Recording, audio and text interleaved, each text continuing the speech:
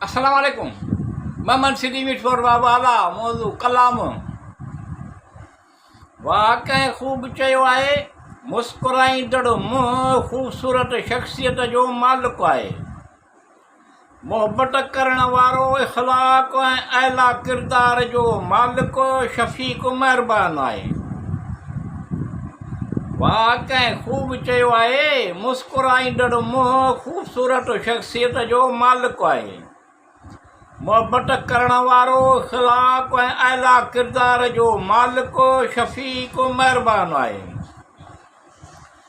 ख़ूबसूरत सिहतमंद पंहिंजे इख़लाक़ सां ॿियनि खे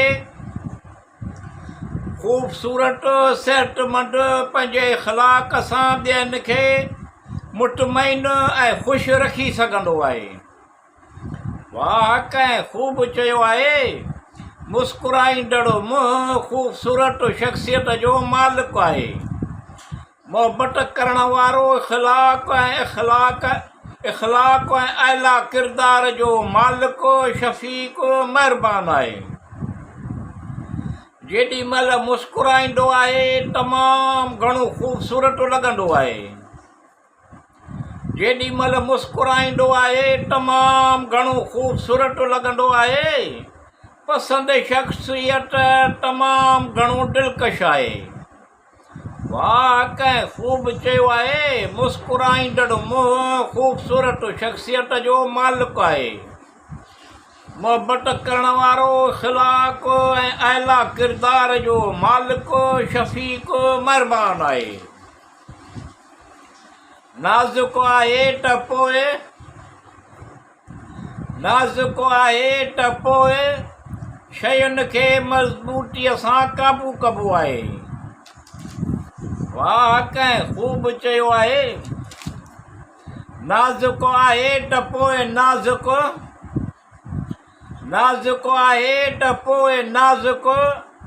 शयुनि खे मज़बूतीअ सां क़ाबू कबो आहे। वाकई ख़ूब चयो आहे। मुस्कुराईंदड़ मुंहुं ख़ूबसूरत शख़्सियत जो मालिक आहे। मोहबत करण वारो इख़लाक़ ऐं आला किरदार जो मालिक शफ़ीक़ महिरबान आहे। मुंहुं दिलकश आहे। मुंहुं हुस्न जो दरियाव आहे। मुंहुं हुस्न जो दरियाव आहे। उन जी झलक सां आफ़्ताब शर्मिंदो ऐं बेताब आहे। वाकई ख़ूब चयो आहे। मुस्कुराईंदड़ मुंहुं ख़ूबसूरत शख़्सियत जो मालिक आहे। मोहबत करण वारो इख़लाक़ ऐं आला किरदार जो मालिक शफ़ीक़ महिरबान आहे। फ़हम दानिश बसीरियत तजुर्बे जी अहमियत ज़हीन आहे। फ़हम दानिश बसीरियत तजुर्बे जी अहमियत ज़हीन आहे। जाज़िब नज़र हुअणु हिकु मुसबत ॻाल्हि आहे।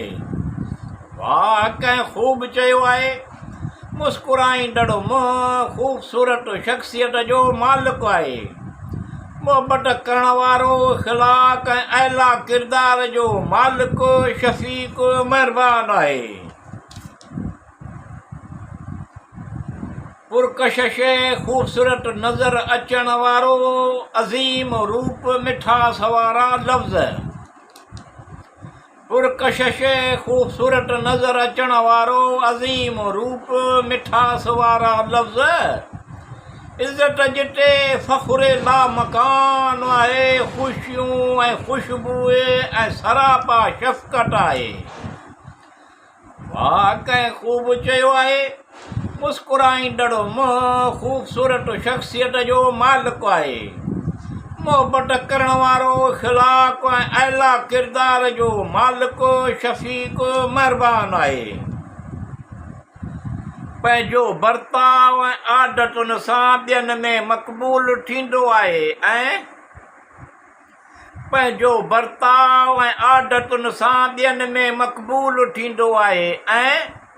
एतिराम ऐं इज़त माणींदो आहे। हर वक़्तु ख़ुशि खुरम नज़र ईंदो आहे। वाकई ख़ूब चयो आहे। मुस्कुराईंदड़ मुंहुं ख़ूबसूरत शख़्सियत जो मालिक आहे। मोहबत करण वारो इख़लाक़ ऐं आला किरदार जो मालिक शफ़ीक़ महिरबान आहे।